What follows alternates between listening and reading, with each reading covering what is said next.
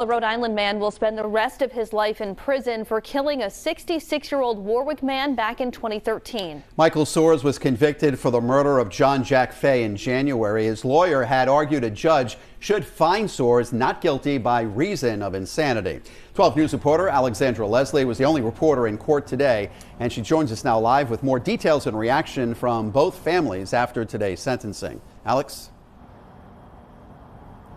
Michael Soares was sent back here to the ACI, where he will spend the rest of his life.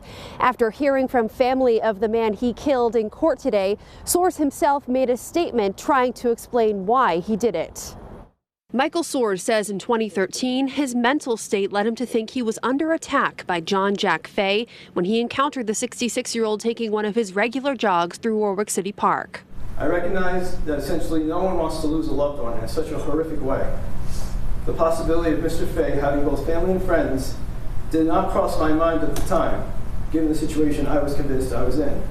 Soares' lawyer said with the support of his family, proper medication, and structured behavioral health, he felt Soares could eventually become a member of society. The judge said he couldn't be sure that was possible. In most cases, it's difficult for a court to make a determination as to potential for rehabilitation. Frankly, I'm not sure the defendant's taking today helped in that regard. Fay's niece told me two things were running through her head after the life sentence was handed down, one being closure. And two, that Jack Fay was a real person. We lost an uncle, a father, a godfather, a brother, a friend. We can never get him back. We'll always have that loss, and we'll always be reminded of the way we lost him. Soares' parents say they will continue to stand by their son. I really feel bad for the Fay family, but this is unfortunately a mental health situation. For years, Fay's murder went unsolved. It wasn't until 2019 when DNA evidence officially linked Soares to the crime. We have a timeline of the whole case posted on WPRI.com. Reporting live in Cranston, Alexandra Leslie, 12 News. 12 News was in court today as a judge sentenced the man convicted of killing a jogger in Warwick City Park nearly 10 years ago. Michael Soares made a statement to the court and John Jack Fay's family before being taken back to the ACI. 12 News reporter Alexandra Leslie tells us what Soares had to say. There was an appeal from Michael Soares' attorney to vacate the guilty verdict, but the judge, of course, denied that motion. Now Michael Soares will spend the rest of his life here at the ACI. Taking a deep breath,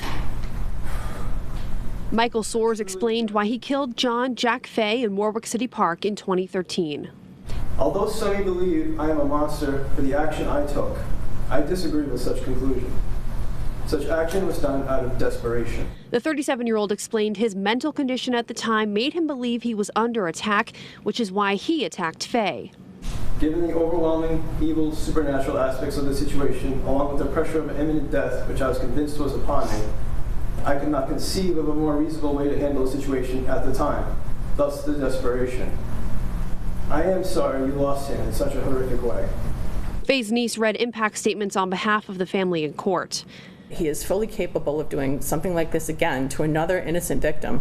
She told me Soares' statement didn't help his case, and the family feels the life sentence is appropriate. He tried to justify murdering my uncle.